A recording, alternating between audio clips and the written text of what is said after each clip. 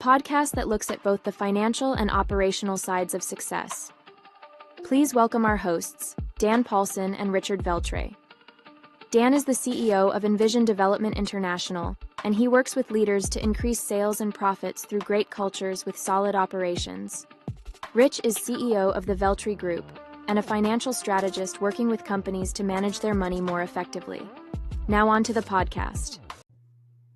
Thank you, Alice. Welcome to Books in the Biz. Rich, how are you doing today? I'm doing fabulous other than these allergies. How about you, Dan? Well, so far the allergies haven't kicked my butt, but we are getting a lot of tree pollen around here. So it is that time of year. But other things that frustrate us, and it sounds like are frustrating other people as we were kind of researching subjects for today, seems like hiring isn't all as cracked up to be, Rich. Could you believe it?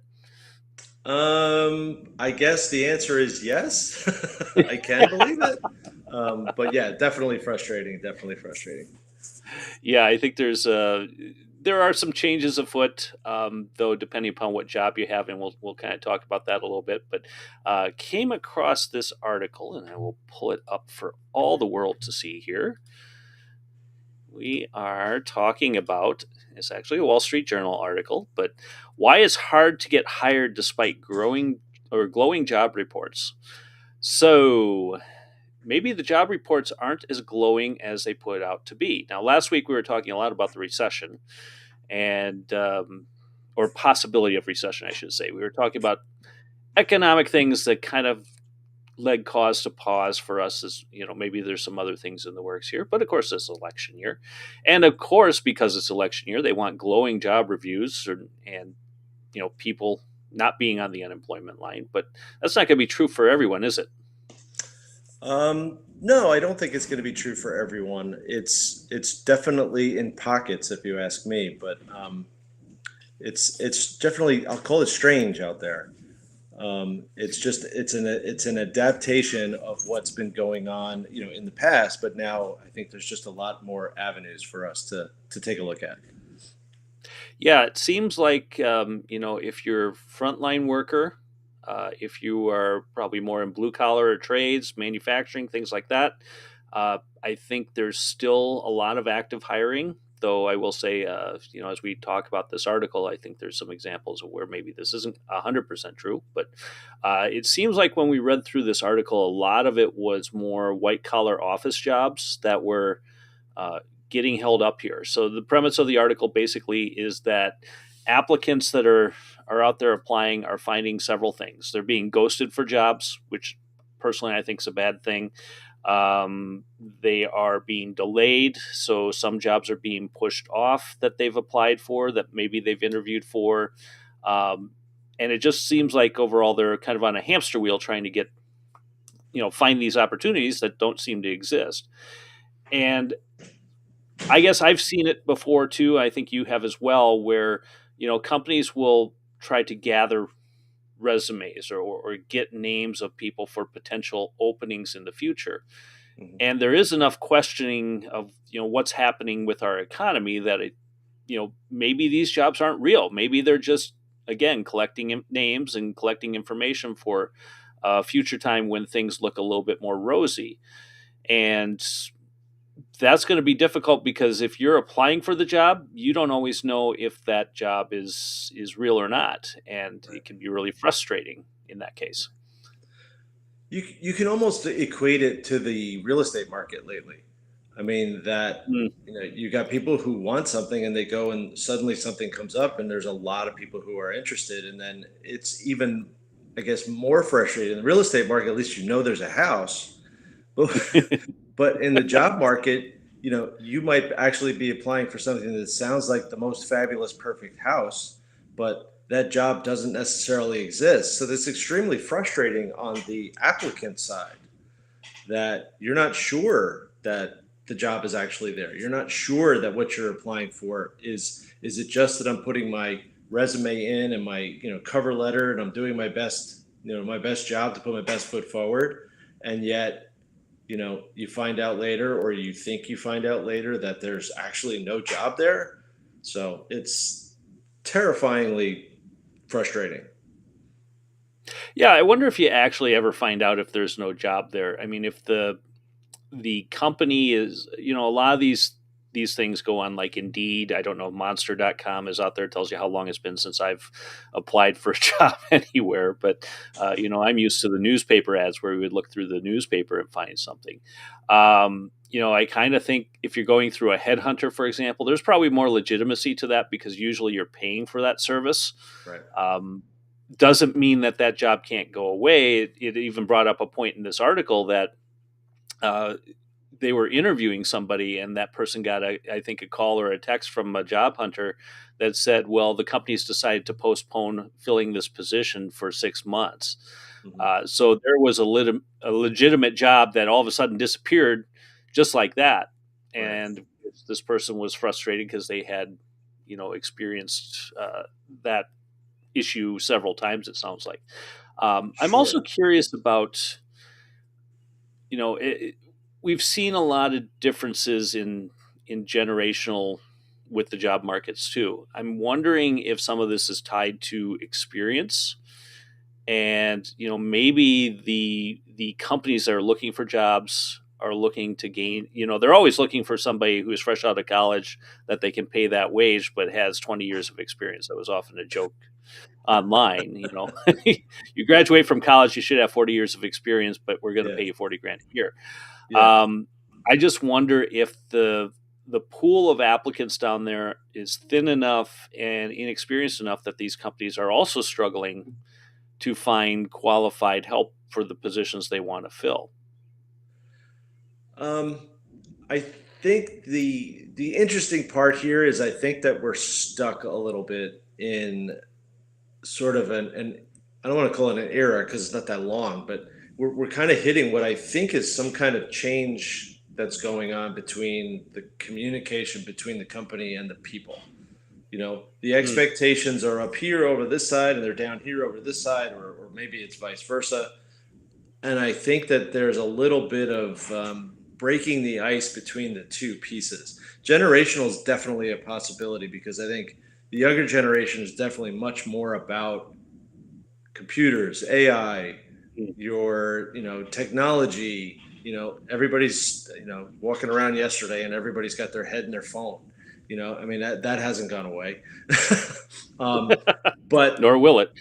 but a lot of people who are running some of these companies, unless you're going for a tech startup or a tech related growth company, if you're going for anything else, these people are not necessarily as techy as the generation is. So I think there Hmm. might still be a little bit of a communication gap.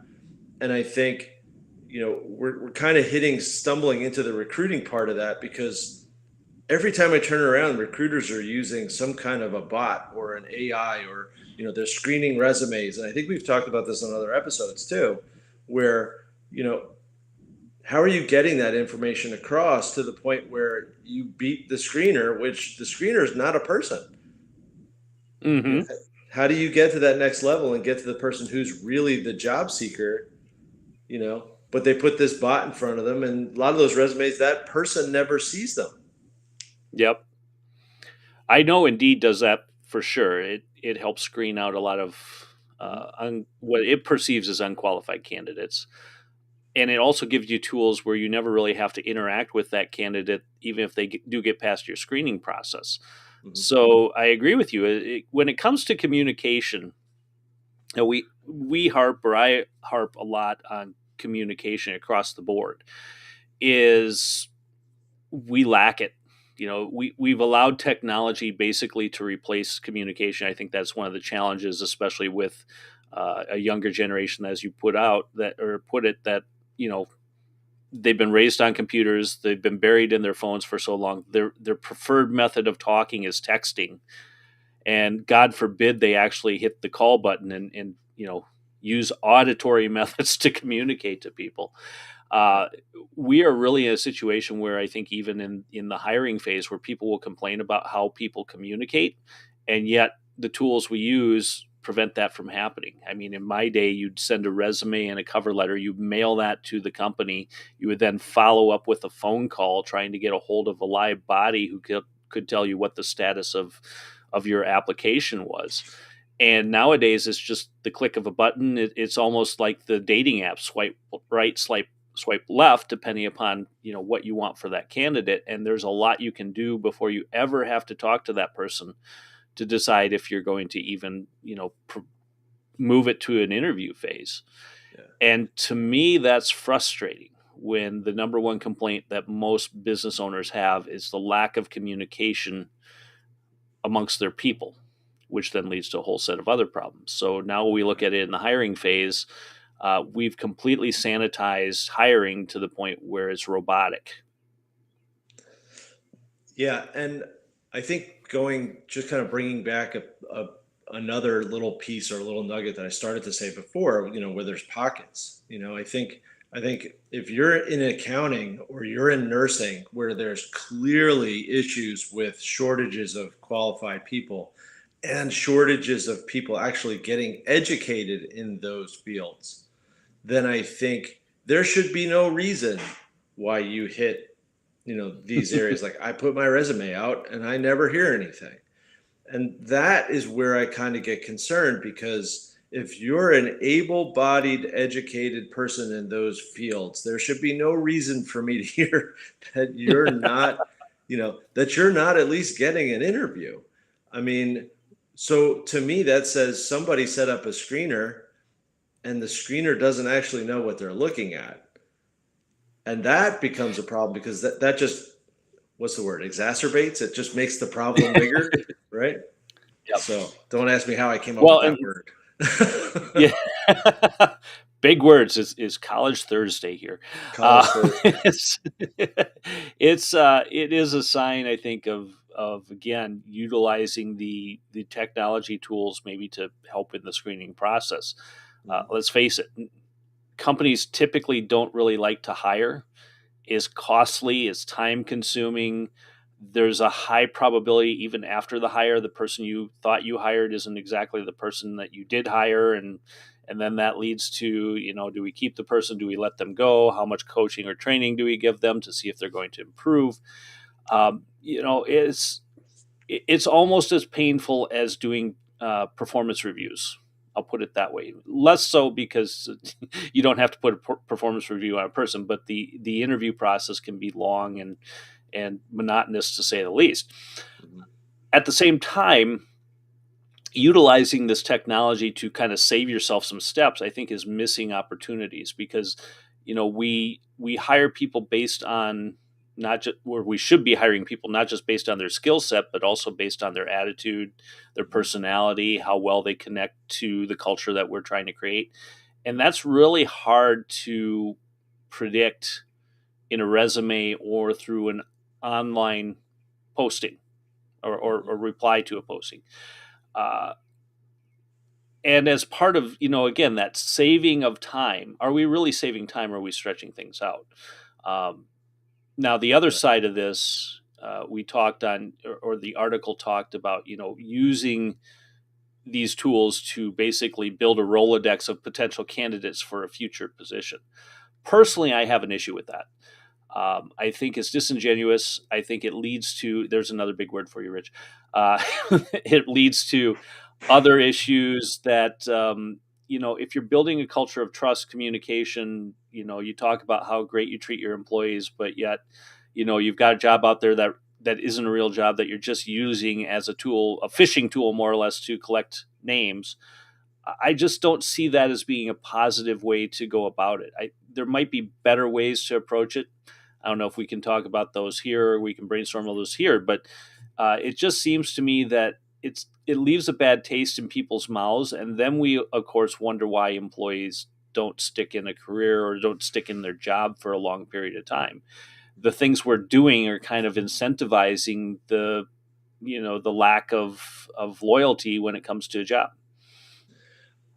Yeah, I'm on the fence, okay?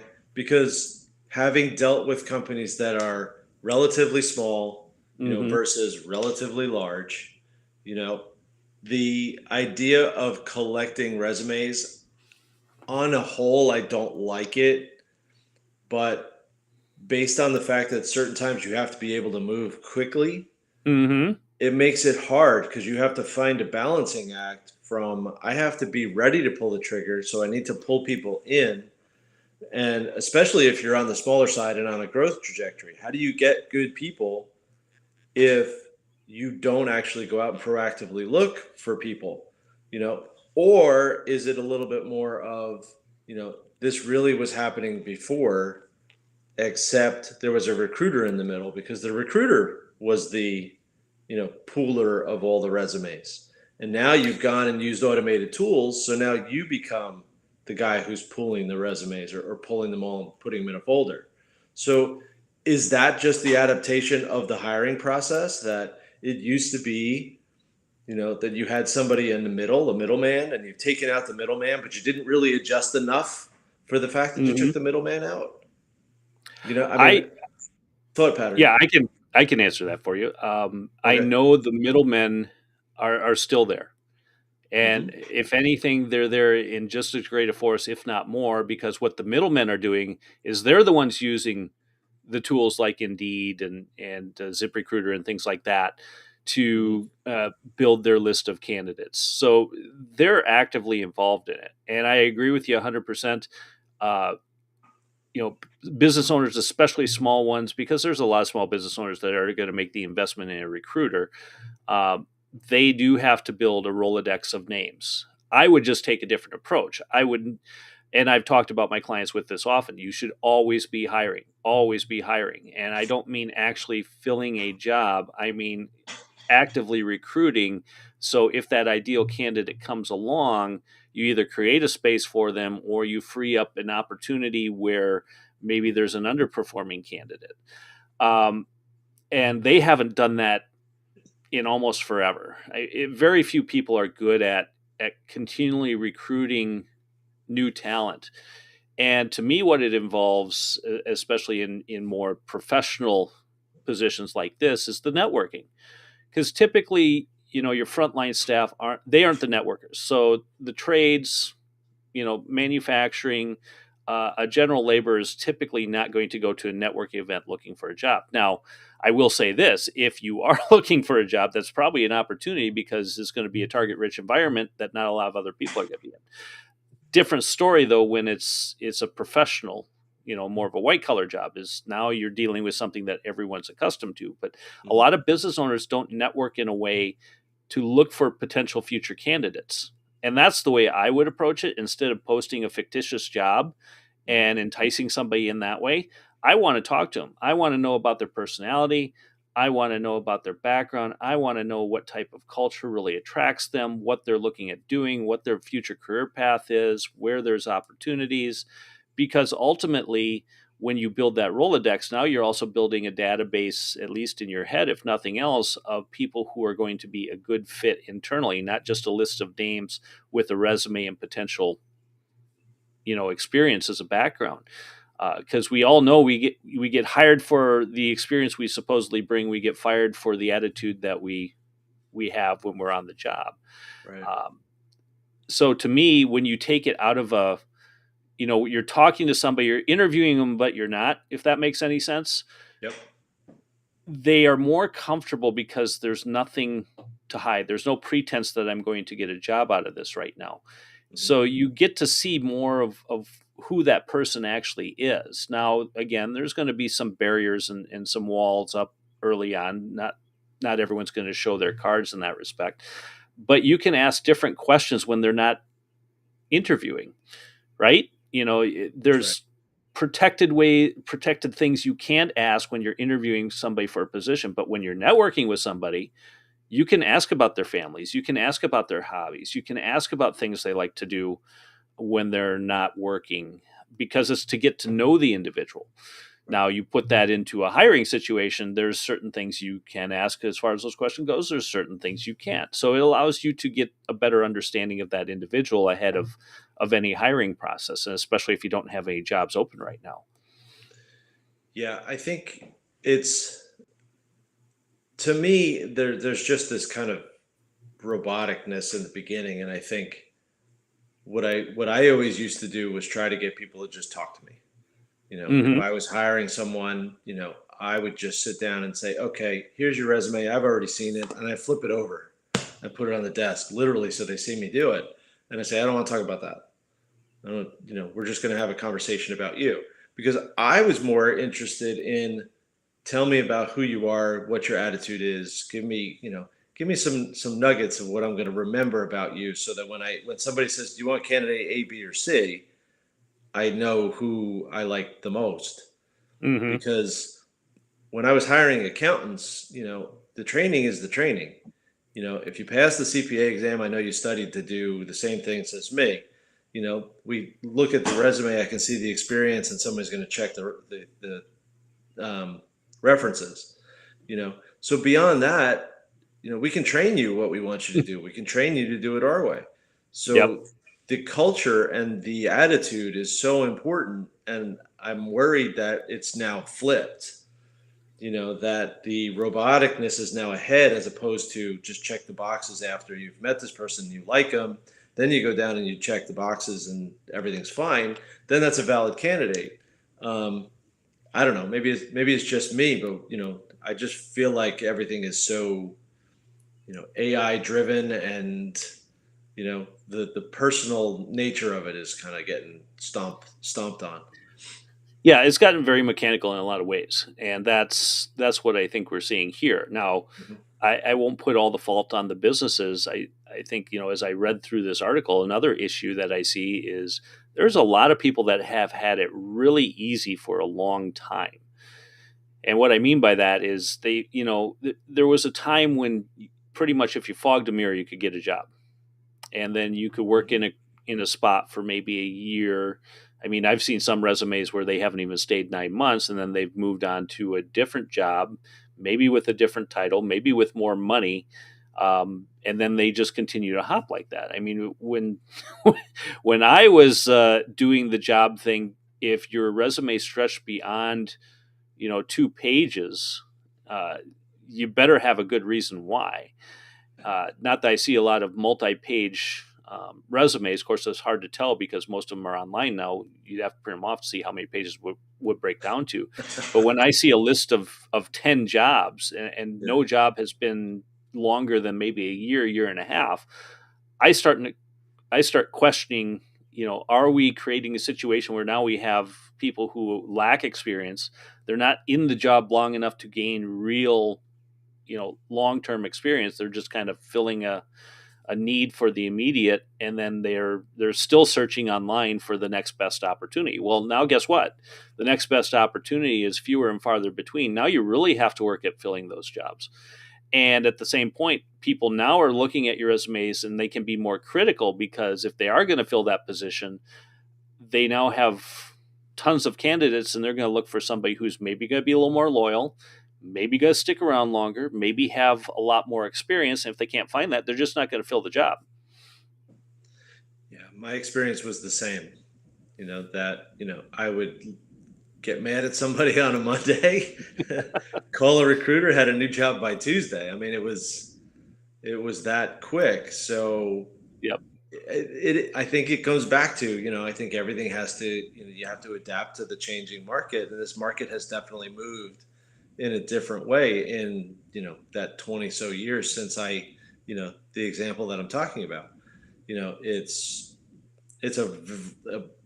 a major difference. It's a significantly different market. Yeah, definitely. And if you want to change this, you just got to realize that we're kind of reaping what we're sowing on both sides here. Yeah. I think from the employee side, the lack of loyalty, a lot of that's been caused by the business side, where the moment there's been a blip in the economy, they immediately start letting go of people, and if there's no loyalty there, then the employee is thinking, well, why should I be loyal to you if you're not going to be loyal to me?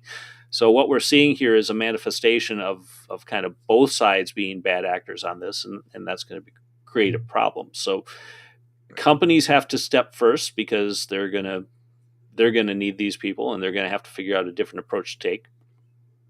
And I really think that's where it comes in for us to really, as leaders, step back and figure out how to make that happen, because the employees aren't going to do it until they see the olive branch come from the company side first. And there's a lot of companies out there that are looking they're good companies with good cultures that are looking for loyal employees. They maybe just don't know how to communicate that effectively. So it goes back again to that marketing thing we talk about. Yeah. And of course, managing the costs of hiring new to make sure you're doing it right, and to make sure that you're not putting yourself in a situation where if something in the marketplace changes, you immediately have to let a bunch of people go, because that never looks good, especially if you're a small to medium-sized company. But then it's also, the second part of that is the employees need to quit looking at this as just a stepping stone for the next opportunity. They need Right. to find a career path within those companies, and if there is some longevity opportunities, they should really look at sticking it out instead of surfing for the next possible opportunity. But I'm sure we'll be talking about this multiple times. But for now, Rich, if they need to get a hold of you to make sure their finances are correct so that they're not ghosting people on jobs and so they have the resources and the budget to hire, how do they get a hold of you? I would send me an email, rveltry@veltrygroup.com. And my email's too damn long, so I'm just going to say go to danpaulsonletsgo.com, and you can leave a message for me there, and I will get back to you. If you are listening to this, we ask you to subscribe. If you're watching this on YouTube or any of the other channels, we hope that you will like, share, and subscribe it.